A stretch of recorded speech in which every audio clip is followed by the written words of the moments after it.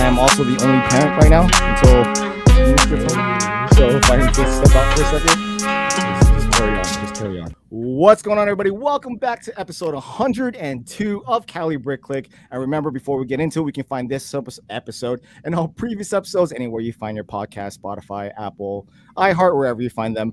And like always, we have Claire, the plastic architect. Hello. We have Ninja. Yeah. And this week, we have Michellecraftylife. Michelle, how's it going? Hi. Everything's amazing. Thank you. Well, welcome. Thanks for having me. Before we get into you, how's everyone's week been? I've been sick, obviously. Sounds fun. No, Yeah. oh my God. For me, it's been a crazy week. We're getting ready for a Disney trip next week. Wow. So, yeah, lots of shopping, lots of planning, but I'm excited about it. Are you going to Disneyland or Disney World? Which one is the one in Florida? World. That one. Wow. I'm excited. It's my first time. It's my first time there. I was about to ask that. Okay. Yeah. Are you going to do like every park, or is there like a specific portion you're doing? We're 7 days. It's 7 days. Cool. So yeah. So I hope I get to see everything. I mean, I don't know. I've never been to the whole thing. I've only been to Animal Kingdom with Claire, but I haven't been anywhere else in Disney World. Well, I'm excited No. about it's how's it called? Galaxy Edge? Like Oh yeah, you're gonna love that. Star Wars thing. Oh my God. And my two boys are like, I think that's the thing that excites me the most, that I get to see their faces. Right. So I'm very, very, very looking forward to that. Are they like diehard Star Wars fans? They are boys. They just like fights, whatever. If it's like comics and Galaxy and Earth and everywhere, like they love all those Star Wars shows. We've watched all the Mandalorian. We watch all Boba Fett like together. So yeah. So what's the studio park called, Claire? Hollywood Studios, where Galaxy's Edge is. Yeah. Okay, so that's the park then you're probably going to enjoy the most. I'm very, very, I know it's going to be like hardcore. Like I'm going to be super tired. It's going to be a marathon kind of like, but I'm so looking forward to it because it's been something that I've been wanting to do for like a long time. So I'm very excited. You'll do a lot. Like, don't worry. And they told me that there's like an amazing Lego store there. Yeah. Yeah. It's big. Yeah, the one in downtown, in like Disney Springs or whatever. It's big. It's a good one. It's not like I don't know if you've been to like the new one in New York or anything like that. That one's definitely cooler. But it's a good one. It's definitely good. I haven't been to the one in the Mall of America, but that's that one's not that big. It's actually really small. It's just their display is ridiculously huge. Yeah, it's like unnecessarily huge. But like, I think the displays for Mall of America are like 3 times the size of the actual store footprint, just because of the giant mech. It's just huge. Like the brick built displays. Yeah, the brick built displays. But aside from that, I think the New York one's supposed to be the biggest one. Yeah, it is. Yeah, it's great. Yeah. I think the biggest one in the world is in London, though. That one's now the it's big the one. London That one. one's cool. Yeah, but no, the one in Disney Springs is fun. Disney Springs, I would just try to like don't overdo it because like you always see parents. I go a lot, and like you always see parents that are like super stressed out and like no one's having a good time.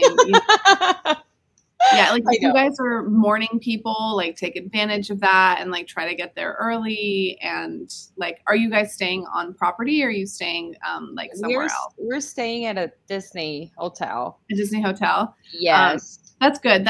Your experience will be better because of that. Like you'll probably get to go to the parks a little bit earlier and you get to like take advantage of the perks and stuff like that, because that'll make it a little bit smoother of an experience. So I think and plan your rides, right? That's the big thing. Like did you do a little bit of research? Like do you know how?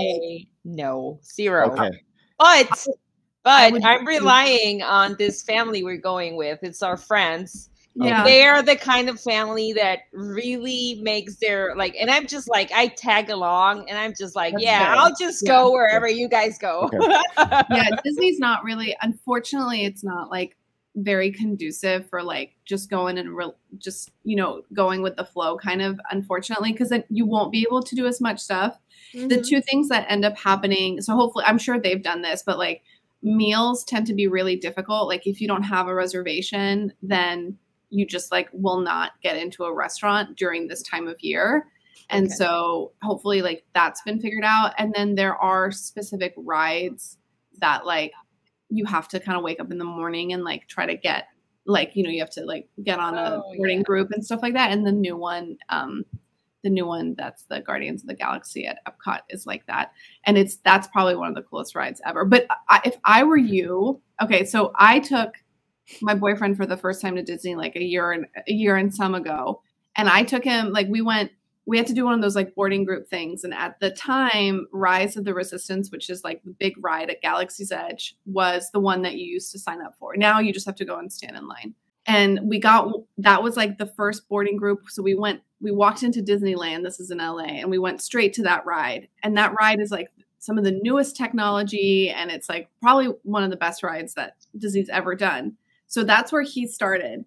And then it was like down from there. And so I would like the expectations are like high after that. So if you can make requests to this family that sounds like they're going to plan out your day, maybe they don't start there. Maybe they like, you know, end there or something like that. So there's like because, you know, this place has been around for like 50 years and it's like at least, you know, Disney World.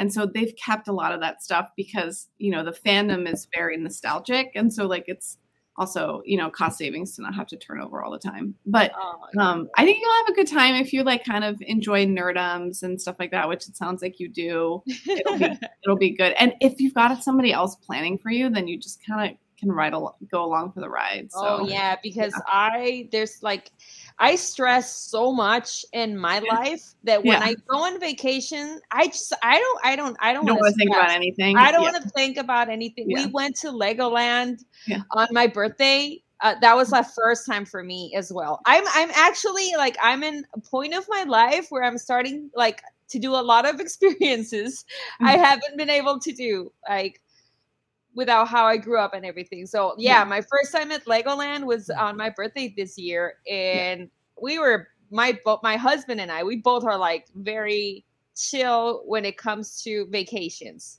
Yeah. So we were just like, we had no idea what was going on. And Legoland is small compared to Disney. Yeah. So we were like all over the place. Like we have no idea. We got lost, but we are like, don't care. Like we were just enjoying it. Like, who cares? Yeah. Legoland is like easy to do that with. As I also like, I feel like there's also like an attitude like going into it. Like if you're going into it to relax, you'll be fine. I think there's people that when they go on vacation, they're like, this is the only time in my life I'm going to do this. And if I don't do everything now, I'm never going to be able to do it again. And I completely understand that thought process that like, this is expensive and it's possibly once in a lifetime. But then if you have that whole attitude the whole time, you're like probably not enjoying it because you're like stressing about it. Yeah. You know what I mean? And so there's like some middle ground that has to be like found, you know? And I feel like if you like have the attitude, like you'll come back later, maybe one day, even if you don't, you end up having a good time. And so you don't like leave with regrets. I think that ends up probably. I think my middle ground, I don't know if I understand the meaning of this word because English, like it's not my first language, but my middle ground would be this family that's going to do everything for me and I trust them completely. So I'll be fine. Because we have traveled with them. We did this Colorado trip, like snowboarding. That was the first time for me as well, which was very exciting. I felt super fancy. Like, I can't believe I'm snowboarding. What is this going on? Like a millionaire, like that. That's how I felt. Yeah. Skiing and snowboarding is definitely a rich person sport. Absolutely. So I was like, damn. And they like this my husband's friend. Like he made like sure like he took care of everything and everything is amazing. And we had the best time because he was the one stressing. As long as it's not you. Yeah, for sure. Totally. So that's my attitude going to Disney. So I'm like, woo. Yeah, take advantage of it. Yeah. That's why when they told us, hey, do you guys want to go? Yeah. Like sign me up. Yeah. Whatever you're doing. Yeah, we'll do it. So Well, hopefully you get to enjoy it. I'm I sure you will. I mean, if it's your first time, it's going to be like overstimulation. I don't think there's going to be any downtime for you. So good luck with that. Enjoy the Lego store. Speaking of traveling to other places, anyone like sign up for Brick World yet? Yeah, we're all set up. Yeah. So No. you're doing Brick World again?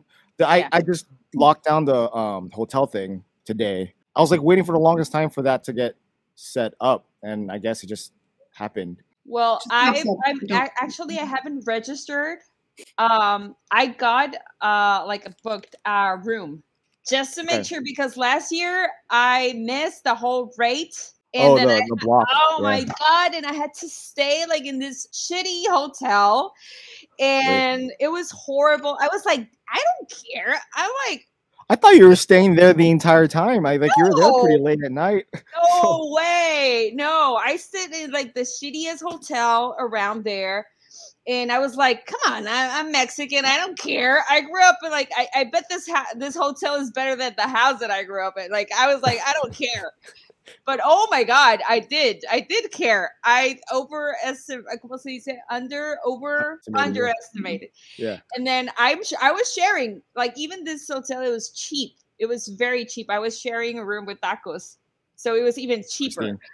So we got to this room and it smelled like cigar, like just cigarro. Like, I hate that smell so much.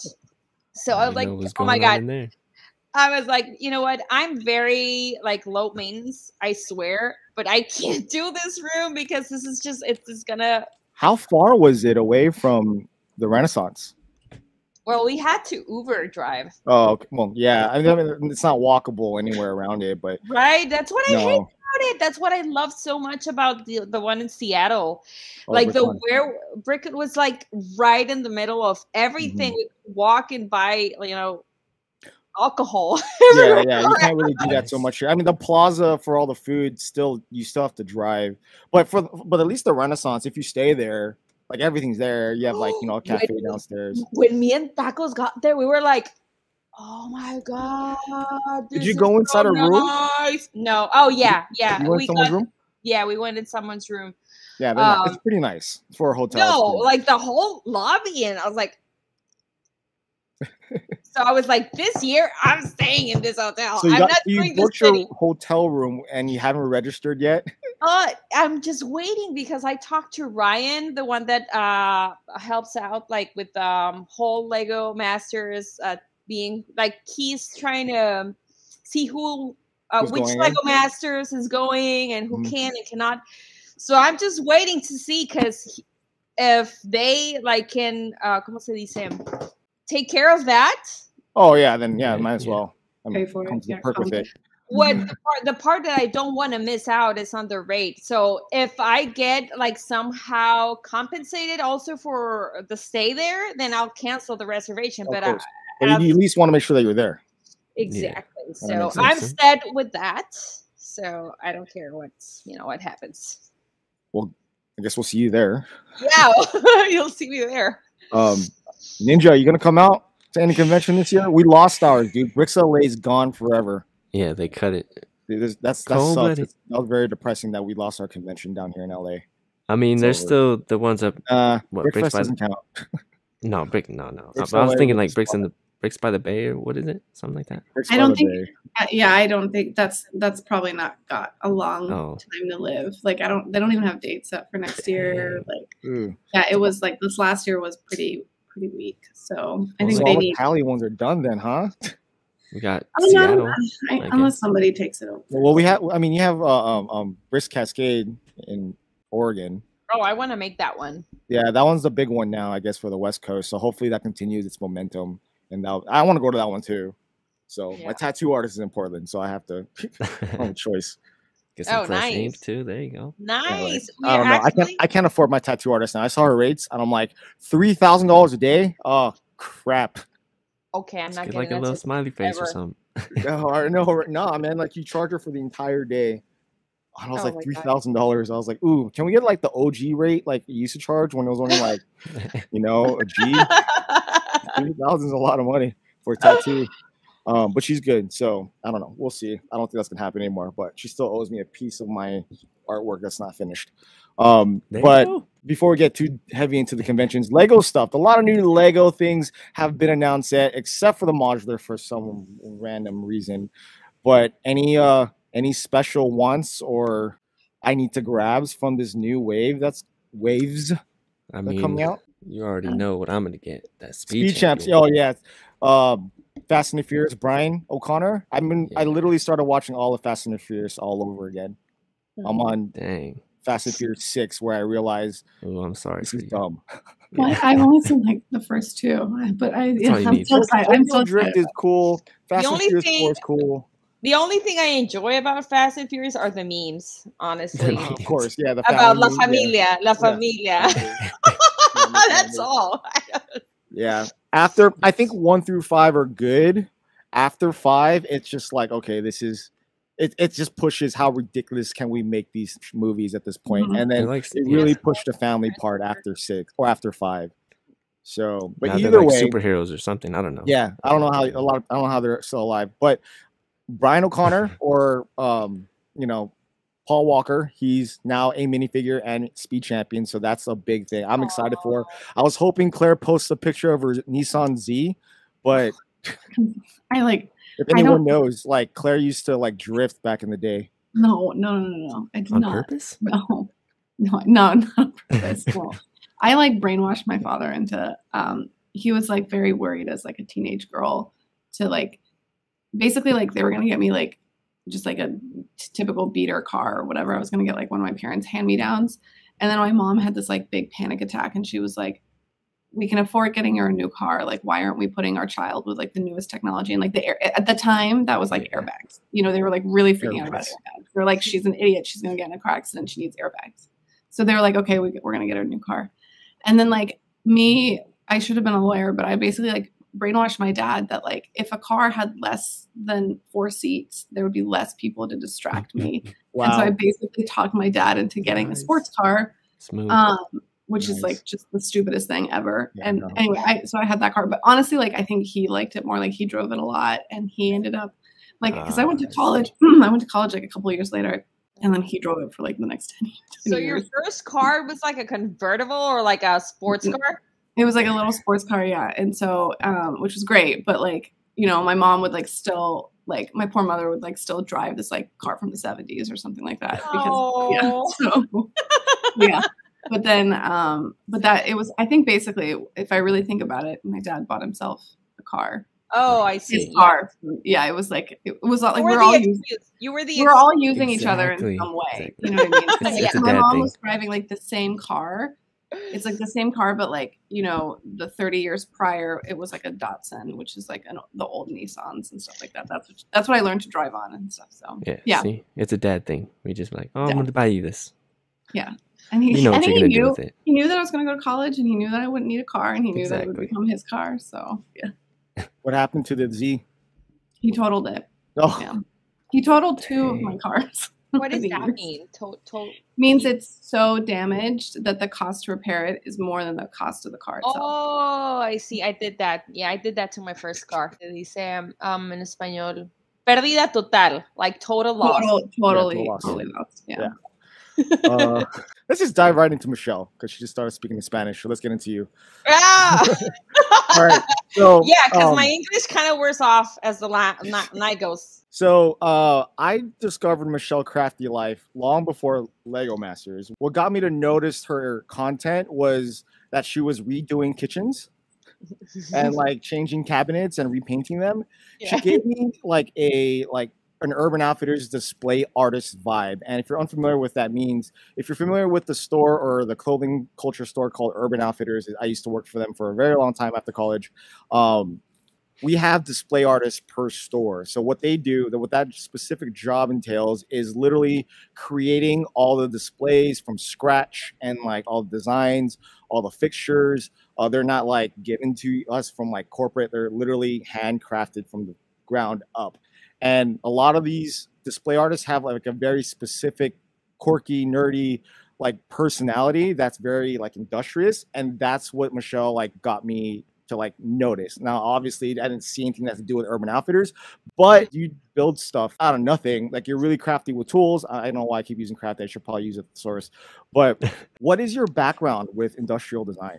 Well, listen, I think there's a few things that got me to that point of me being able to destroy completely, take out a kitchen. And because I did that with my first house, I completely took off everything and I did the kitchen like from scratch. That was back in Mexico, like, a lot of years ago. I don't want to say how many, but it was just a mixture of things. It has to do with the fact maybe that growing up, I grew up with a single mom. So I was pretty much the largest and strongest of them all in my house. So I developed this taste for fixing stuff. And, growing up with a single mom in Mexico, it's like you have to be very resourceful. So going into college, it was very hard for me because we didn't have the means to really, I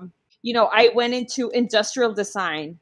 So in Mexico, that's an expensive career, meaning that all the materials that you use when you get like your homework and assignments are very expensive. So going into my career, I had to find ways to be resourceful. And I think that's the way I've always been. Like, I grew up like that. I paid my whole college with scholarship. I just always have to find ways to make stuff with what I have at hand. So going into industrial design, like, also kind of made it even, I don't know how to say like the word, like, I learned a lot there because that's a career where they basically teach you how to make objects in serie, like, ¿cómo se dice en serie? Like, you design something to make in series. Yeah, you have to learn how to design stuff to have like the better use of the material that you have and get as many as you can and get like as little waste as you can. So it kind of like all, it was a mixture of how I grew up and the career that I went into. They teach me how to work with wood there. They teach me how, because we had workshops. They teach me how to weld, so I know how to work with metal. And they teach me ceramics, clay, like they kind of show you everything so you can choose a path for yourself. Going in, my dream was to design toys. So I knew that if you wanted to become a toy designer, you had to be an industrial designer. So that's why the reason I chose that career. And looking at all these other things, I found this love for wood. Like, just, oh my God, that was my favorite thing. Like, being at the shop, the smell of the wood and working and then sanding and perfecting it. And it's just like, it's so very therapeutic. And I've always been inclined to being very creative. So it's just that career really showed me that there's a lot of ways to really get creative. And also having this thing where I couldn't afford as much as my other, ¿cómo se dice? Compañeros, the other classmates. Yeah, because I had classmates who had like, they were very resourceful. Their parents would give them everything. My mom, till this day, she's very guilty about it. And she say to me, Mija, I'm going to buy you those sets of Prismacolor I couldn't afford when you were in college. I'm like, Mom, it was good. It's all good. I made it. Like, Prismacolor, I went to design school. Like, I know like one person who could afford those. It was like $300 pens. Like, I bought them now. I'm 36. Like, that's why I have them. But like, they don't. Those are Copics. They're just as expensive. But like, so you understand the fact that you have to go, like, when you go to a supply with artists, like supply stores, you're like, you want to buy everything because you couldn't. Oh yeah. Well, like people would. Yeah. No, I know. I mean, I probably spent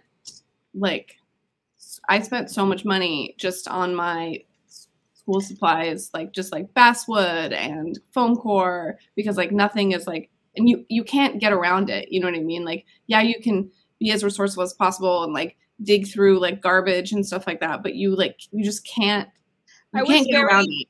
Yeah. I was very known in school for making sculptures out of paper towels, masking tape, and alambre. How do you say alambre?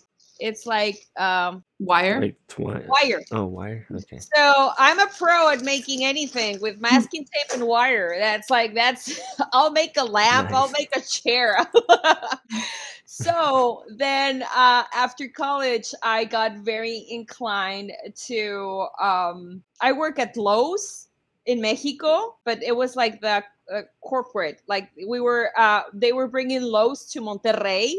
So we were doing the whole display and everything. I work at that. And then I work several jobs until they offered me a job at a college teaching. And I was like the youngest teacher there. But industrial design in Mexico was so new that there were not many industrial designers there. So they decided to hire me. And that was like the best job I've ever had. Like, I loved it. And I used to teach, because also in industrial design, they teach you photography, because you have to learn how to photograph producto, like projects, and to sell them, right? So it's an amazing career, honestly. Like, they teach you like a bunch of stuff. So teaching in college, I teach photography. It's conceptual design. So that was like quick sketching for like to show people your ideas, and packaging, which was very also, I loved it because I love the development of a thing and then just like put it together. So, Lego, it's kind of like a mixture of all those things that I love. You know what I'm saying? So is that what brought you to Lego? Like, I've always loved Lego, but I could never afford it. Lego, it's just, I hate talking about this because it's a brand that I love so much, but honestly, it's super expensive. It's expensive, yeah. I could never afford Lego until I was 30 plus years old. Like, honestly, like, because after working, like leaving in Mexico, I got married and everything. We were leaving today, like paycheck to paycheck, because pay over there in Mexico, it's bad. Like, you leave like day by day. My husband had a good job. Like, he's a civil engineer. I was an industrial designer teaching in college, and we still couldn't make it. So when he got this opportunity to come to United States, they offered him a job. I was like, yeah, because it was either that or leaving to a different state in Mexico. We were just like, it was hard. So especially when you work so hard. Like, you work so hard and you don't get paid. Like it's not adding up. Yeah. No, I mean, I don't want to speak ill on Mexico, but like, that's pretty common with like economies that are broken. There's like, one of the best ways to see that is like, if someone is educated, like if they get a degree in whatever, like languages or industrial design, whatever it is, and then like the job cannot equate that, then it's almost like one of the first signs that things are falling. I think that's why people are freaking out about the US and stuff like that, but it's still not to that degree anywhere else. And so I just remember like traveling and, being in different places, and like the guy picking up, your suitcase at a hotel, he can have like 5 degrees and like, he can be a linguist, but he's still the guy picking up a suitcase, and that's like the best job for him because he can talk to different people in different languages. And that doesn't make sense. That's a structure that's not working. Exactly. And it's incredible the amount of people that has education in Mexico, because that's the least that you have to at least have a bachelor's there to live like the most basic life. So when my husband got this job offer, I was like, I had to my job. I had to quit my job and then become a dependent of a worker visa holder, because that was a type of visa that he got. Mm-hmm. So this type of visa, it's supposed to be a type of the one that you were not supposed to stay in the United States.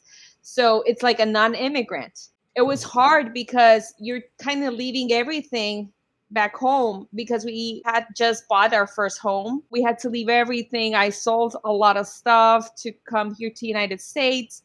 and still year by year you have to renovarla, renew it.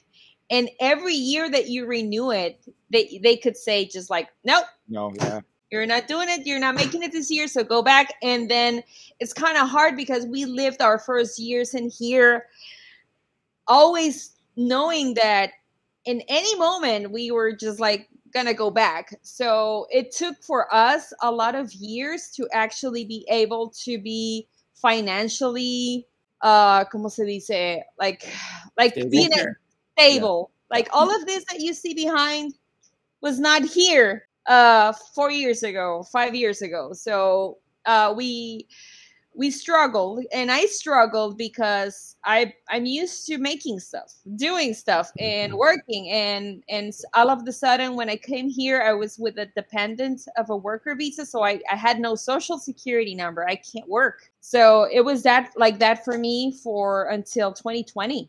In that time, of course, being I had my boys, I had Eric, and I had Georgie. I was a stay-at-home mom, but still always find a way to use all this creative juices that I have in me. And what I did when we got here is that I used to grab furniture out of the curb because this is ridiculous. Like people throw away perfectly good furniture and just like leave it there. And I understand it now because I understand how things work here and how easily you can afford and get stuff. It was not that way where I grew up. That's where everything that we owned for the first 3-4 years, it was like secondhand.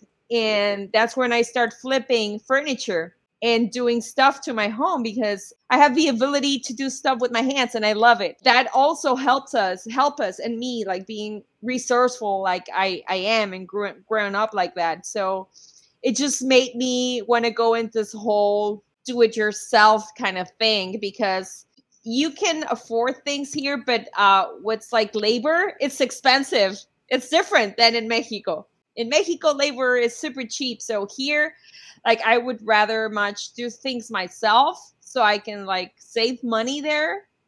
And also I love learning stuff. Like that's why in 2020 was when I started my Instagram. Because everybody was like, Michelle, you did this? My God, how do you did this? And like I used to post some of my stuff in my personal account, but I still have pictures of my kid and my family. So I started to do this new account, which I just called it Michellecraftylife because and that's the thing with my Instagram. It's hard to make it grow because I'm all over the place. It's just, I remember starting in this Lego community. I got a lot of, I don't want to say hate, but a lot of people didn't like my account and didn't want to engage with me because my account was not 100% Lego. After Lego Masters, that changed. Now people want to talk to me. there are a lot of accounts that like I guess I do follow back that are just primarily Lego, but I'm finding myself less and less interested in those as years have progressed since I've been in the community, where it's just Lego. Like if all I'm looking at is just your pictures of like your sets that you're buying, it's very boring. Like I do want to see every now and then a person behind it, and also like you can trust the account if you see a person in there somewhere. Like exactly. If there's no picture of a person, I don't know who you are. Like you're just posting pictures of toys. That happened to me in Brick World. Like people would come up to me and they know everything about me because if you follow me, I'm an open book and I'm like, here, like this is my life. This is what I'm doing right now. The only thing I don't post is my husband and my kids because my husband doesn't want to be a part of it. My kids, I don't want my kids all over the place. But if you follow me, like I post my every single day. So people coming up to me and like, hey, I'm this person. I'm like, oh, okay. I have no idea how you look. Mm-hmm. Like I only knew your sig fig, like Ninja right there. Damn. No one knows what Ninja looks like unless you're a guest on the show. So you're one of the few. It's just weird when you're in person. Yes. and like people like know everything about your life. Like, how? Okay, so let's go into this before we get into that part. You eventually made it onto Lego Master Season 3, which is currently going on right now. I will admit I stopped watching it for a bit after you got off. It was a very emotional exit off the show. yeah. My wife was rooting for you, and then she was like, "I'm done watching after the after you were kicked off." And then and then I started watching again, and then I saw an episode where the bottom two didn't end up getting kicked off. They were saved. Yeah. So I don't know. I don't know how I feel. I don't think I'm gonna come back to watch the rest of the show just because of that. But how was that experience so far? Well, it was a roller coaster for sure. I'm really happy I did it because leading up to it, I almost didn't do it. I was very on the fence because this is my first time. Like, I've been very dedicated to my kids, my family, as you know, as I've told you. I couldn't even work here. So I was pretty much like in this shell. So when I started with my Instagram account and, being more out there, and then I got reached out by this cast agent. I was like, just looking back into my life, thinking, is this real? And if this real, like, how can I say no? Whatever happens, like, this is an opportunity. Of course, I didn't felt ready to go and compete on Lego Masters. Like, are you kidding me? But at the same time, I thought, okay, well, they are the ones that are looking for me. I'm not even looking for it. So why would I say no? Let them say no. So they starting with this whole, there's several filters leading up to the final teams. So I was like, you know what? I am just going to do whatever I do best, is just work with what I have.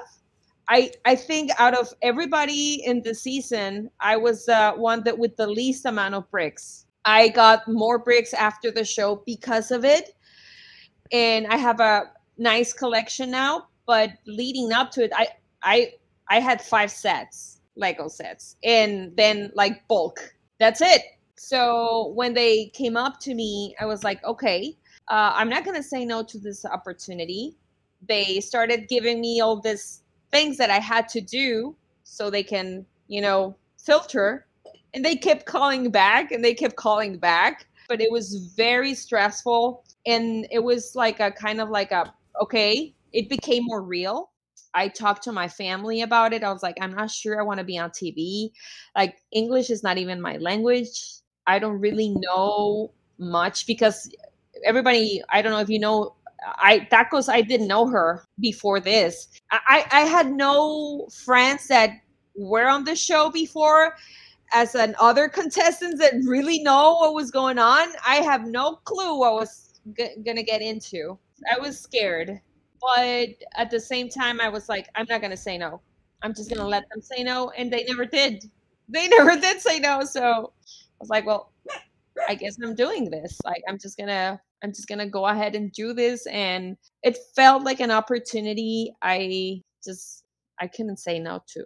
And I honestly, I love it because it really changed my life. I met like a lot of people. I feel like after all these years of being a stay-at-home mom, like all of a sudden I'm like doing something for myself, and it feels nice. Wow. I mean, I think it's awesome that they chose you not off your collection, but off your passion to create. That's that because my Instagram, like when the cast people, I was like, have you seen my Instagram account? Like, it's like mostly woodwork. Yeah. And yeah, I have Lego because I like Lego, but I can't afford, like, this is the truth. I can't afford Lego. So the sets that I have are all gifts. There's just one set that I bought myself and was my first one. And that's the camper right there. Every other set, it's been a gift. And it's because till this day, I can still shake that feeling of guilt of overspending and something that it's not a necessity because of, growing up. It's just hardwired into you. I understand. Exactly. So I really enjoy doing mini builds and like playing with my bulk Lego. That's what I really enjoy because it is kind of a challenge to just use what you have. And of course, you don't get to build big, but still you get to play with Lego, which is you still get to create. Exactly. I mean, I think that's one of the best parts about Lego is you could rebuild it. Like you don't have to buy a whole bunch of it, but if you have more, you can still just more the merrier. There we go. Exactly. I think I will never be that type of Lego collector that has like tons of containers with tons of pieces. I don't think I would be able to, because there's so many other things I can create with that cost less money. I think it's fine. There's a lot of people that just do that, and you'll get bins and bins of containers if you just keep getting bulk Lego. Like that will happen.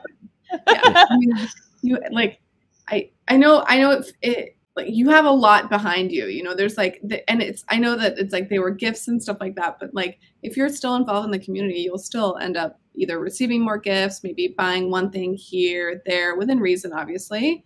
But then, and it sounds like, you know, you're, you know, still growing on, you know, at least trying to grow your platform on social media, which, you know, I think it would do you justice to not to say or not say if it's for profit or not. I think that's kind of an, you know, important thing to do. But if you're doing that for profit, you know, maybe you'll get some money one day that you'll feel comfortable, you know, spending on Lego. But that's like, no one's going to, if anyone's judging you for not spending your money on Lego or spending your money on Lego, they're probably children. So I wouldn't worry too much about it. Yeah. I want to tell something really like that I don't think I've ever told anyone. But when the cast agent came up to me and told me, do you want to be in Lego Masters? And it was like long, like at the start of it, I thought, oh my God, am I going to get the Nintendo and like the NES with this experience?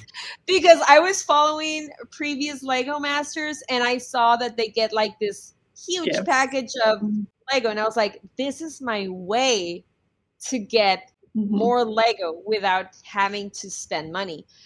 So I went into this whole thing, and then I did this meet and greet at the store, the closest one from where I am, which was the one in Charlotte. I honestly was 5 hours, and I was so excited because I get very excited and very passionate especially when little kids come and they're like so excited, and you're like, had this poly bags for them, so they got to build with me, and I was like giving prizes because they gave me a bunch of Lego Masters things like thermos and sweatshirts and like swag, merch and stuff. Yeah, merchandise. Yes, so I was like doing some trivias, and kids were like, it was so fun. And people at the store kept telling me like, oh my God, this is so good, like this is so exciting. So by the end of it, I did never ask for compensation or anything, and it was 5 hours of me like just standing there and talking and like sweating profusely. They were like, are you okay? I'm like, I'm okay. I was like super hyped. So by the end of it, so they were like, the manager was like, well, thank you for coming. You get to spend, he gave me an amount. I was like, what?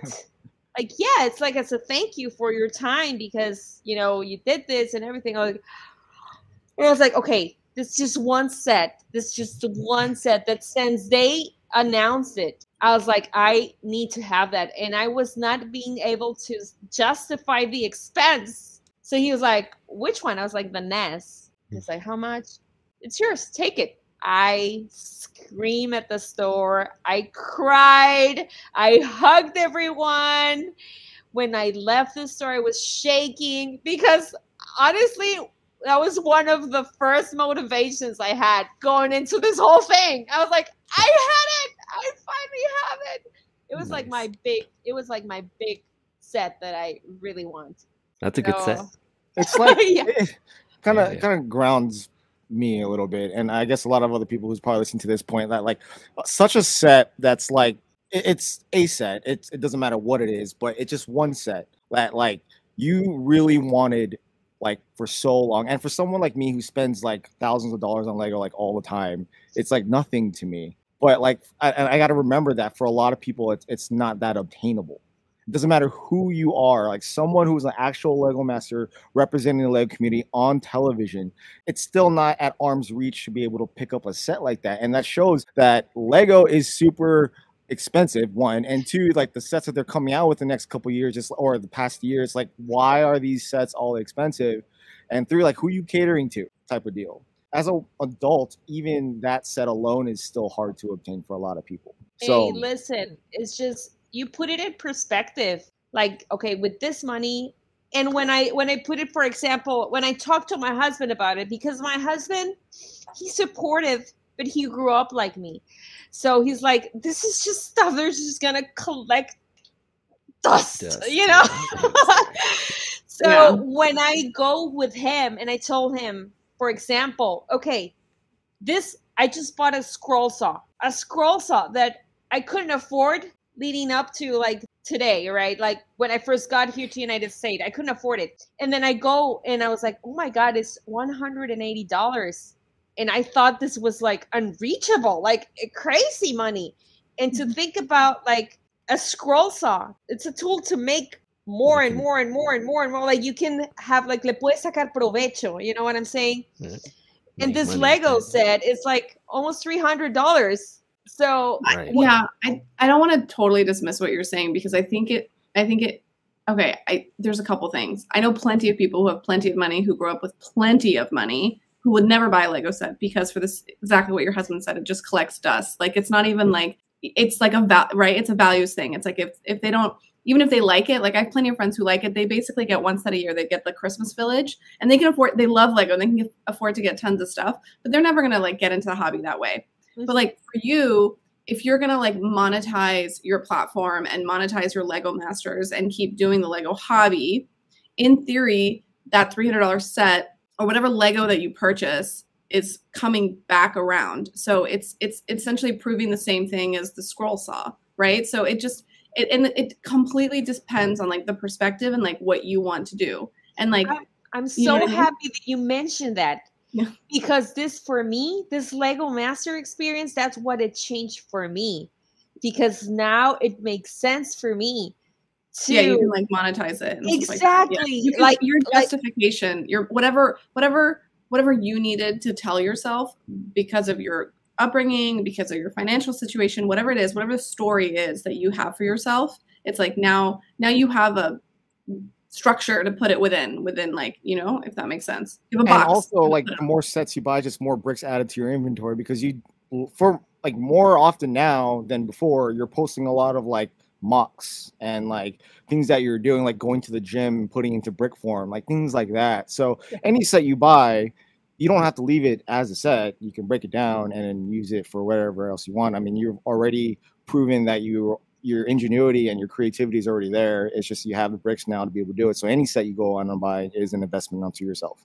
Yeah, 100%. And this is where I said that my life really changed with this whole Lego Master experience, because it allowed me to have this hobby with less guilt that I used to. And my husband, his perspective completely changed after this, because before the show, he was like, yeah, the dust thing, that was something that he used to tell me before the show. Mm-hmm. Now it's like, well, I guess Lego did got you somewhere, you know? Yeah. Like Lego got you to the show, like on TV, and now you're having opportunities for this and that. And because now I'm able to really enjoy the hobby more and not feel as guilty as I used to. Like that scroll, so sorry, that's like all of that was before Lego, but I am really enjoying the perks of being part of the show and all that I got because of it. And not only talking about Lego, I'm talking also about the friendships that I've built, because going into the show, you get really like close to the people you go into the show with.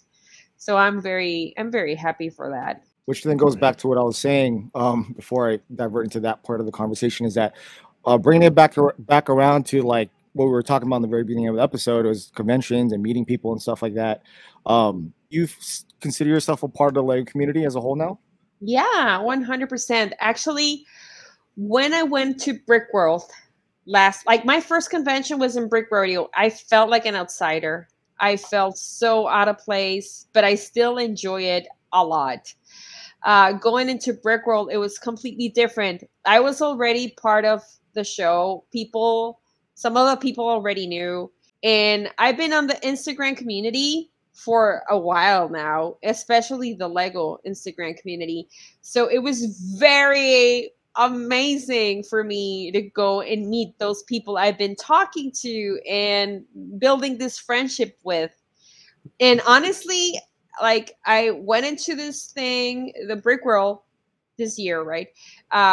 And yeah, it was all this Lego Masters, and I got to meet Lego Masters from previous seasons. They were very nice and everything. But my focus 100% was going to meet all the friends that I made through the Lego community. Like that was my biggest highlight of the trip. So going into this year, like next year, I'm really worried that this whole, like if I go compensated as a Lego Masters, I won't be able to enjoy everyone else as much as I did this year. You know what I'm saying? Oh yeah, because you'll be doing all the other stuff. Exactly. Yeah, but I mean, if you go around the same amount of time, like before the public days, I mean, the first 3 days, 4 days that the convention's open, it's mainly just builders and creators, so it's more intimate. That's like really when you get to spend time with your friends and the people you've made relationships with online. And then the public days, that's when we won't see you. But we're all kind of used to that. You guys gonna be like egging and going to. Yeah. So no, but it's so. I remember you saying like you weren't happy how you came out of Lego Masters. Like, no, it wasn't something that you were proud of. But obviously, it sounds like now that you're definitely grateful for the experience. Well, it was a shock. Okay, this is personal, but I have some struggles, as you saw on TV, and I get very bad anxiety. So my biggest fear going to the show on TV was getting a panic attack on TV, which I got. And they recorded it, and I thought like maybe when I get to this point of like really big anxiety, because I could be very chill and everything, but when I'm working, I'm very focused, I'm very perfectionist, I'm very obsessive, I'm very like attention to detail, and it's hard to work with someone that you've never worked before. And then you rely on this person, you're in this new setting. It's like it's a stressful experience. That episode where like I lost it, like I lost all the patience that I had left, and I lost all the, like I needed time out. I just hated the fact that they focused it in so much, and then on the episodes before it, like they didn't show a lot of good stuff that I did and I said and I like highlighted and I was very proud of, and they just like really gave me TV time on my worst. You know what I'm saying? Right. And that was very hard to watch, especially because going in, I was hoping to make like my community proud. Like I was going into this trying to represent Mexican women that we've come with like not as much as opportunities as other people have. So I was really trying to make a good impression and make people proud, especially my kids. So in that moment, that day, that episode, when that happened, and I started like, okay, this is not feeling okay. I remember like just doing this with my hair. Somebody came up to me and they were like, are you okay? Because they're listening to everything, even if you're trying to chill. Like I was like, They knew something was up. So they came up to me and they were like, is everything okay? I'm like, yeah, everything's okay. I was like, I don't want to turn my head up. I'm very embarrassed. They're like, it's okay. It's only you and me. And I turned my head up and I had like 6 cameras on me. I felt awful. I was like, damn. The first thought that got into my mind was my boys. I was like, what are my kids are going to think about me? Like, mommy just like. I see that pressure. It get amplifying further from that. I can't help but like, how did you not know that? Like, that's what I don't understand is like, how did you not know that going into a reality TV show, you don't have control of how you're perceived? Like you have zero control. So like I was approached, I went through the interview process with these guys and I realized that what they want to do is they want to take you and they want to put a label on you and a brand. And then that's like the product that you're going to release. And that's the product that they want to do. And like, I get that, but like how, for me, like, trust me, I get it. Like everyone has their own life, everyone has their own struggles, everyone has their own issues and stuff. And like for me, it would have been really important to go on there and be like, you know, like I'm a woman with like a super successful career. I worked my ass off and I love Lego and I think it's a huge like part of my life and I want to share that with people. But then like I got this realization that like I have no control over how I'm going to be perceived. Like I edit YouTube videos. It's the same thing. They're going to edit me however they want to see me. And so like how, and like you're obviously a smart person. Like how did you just were like, whatever, I'm okay with that. Like how did you make that decision? Everything when I said that there was this very important thing during this process where I thought, okay, maybe I'm not going to do this. And then there was like, I am doing this. Yeah.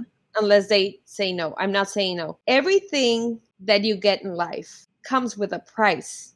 Okay. Mm-hmm. So for me, I get to be a part of Lego Masters. And it came with a price, the price of me not being able to control how people see me. And you know what? At this point, I'm super fine with it. I don't care at all. Like, I'm happy I was part of it because you know what? At the end of the day, I don't care what people think or perceive about me because I know who I am. People who loves me know who I am. And I have my own platform to express myself.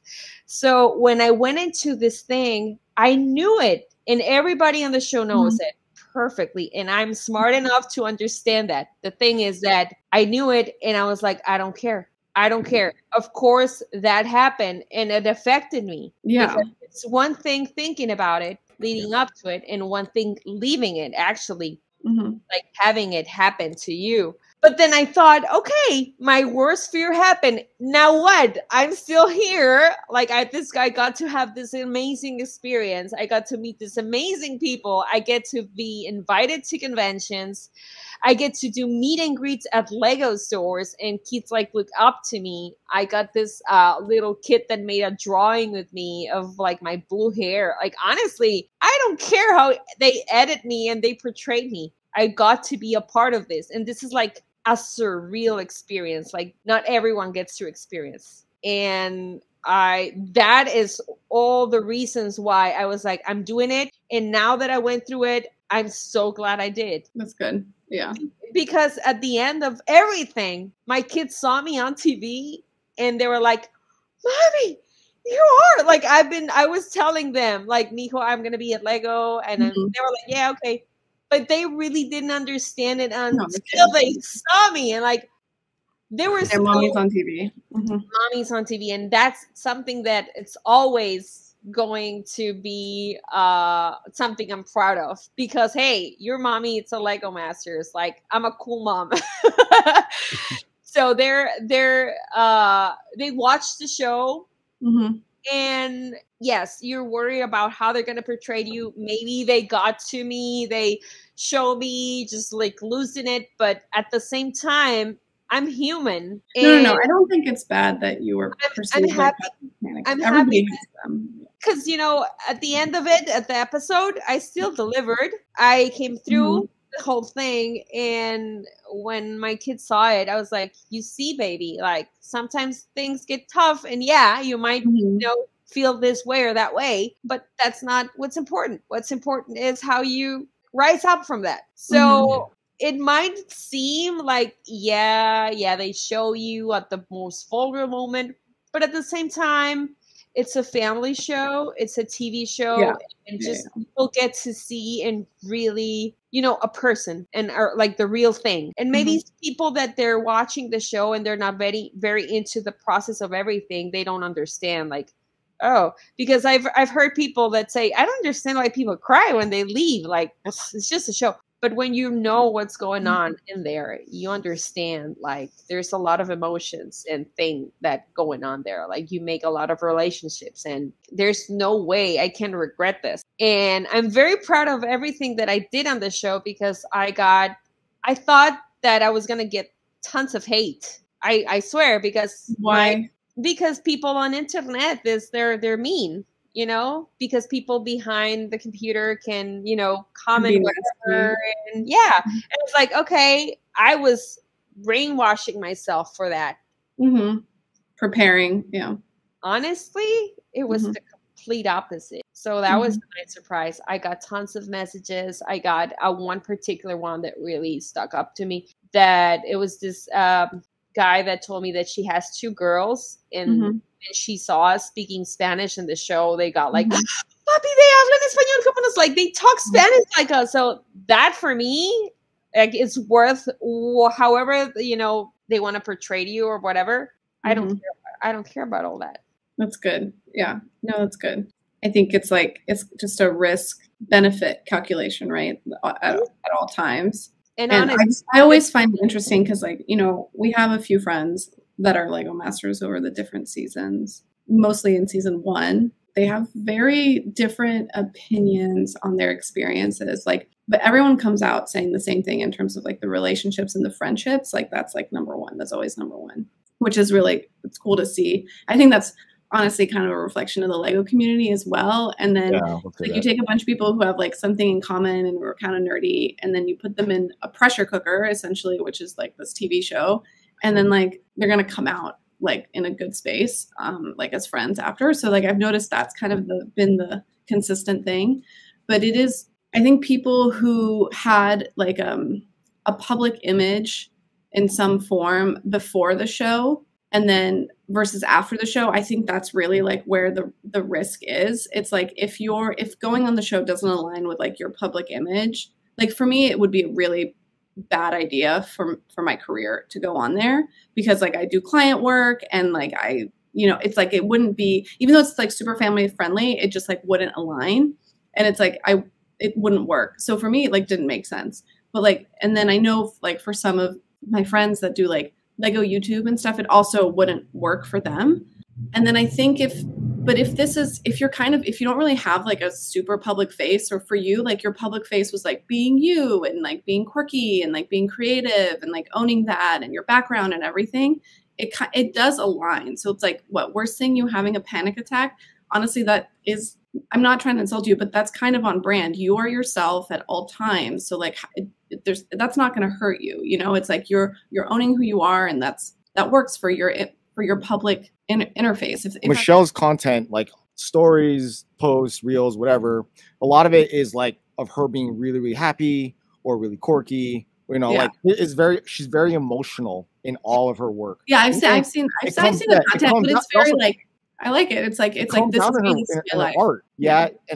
And just to reiterate, her having a panic attack or you having a panic attack on the show, good and bad, with like reality shows, yes, they're gonna like, they want to harp on the drama, like they want to see like cry, pain, you know, like all the strife. That's just a human thing, just to want to like really focusing on the drama.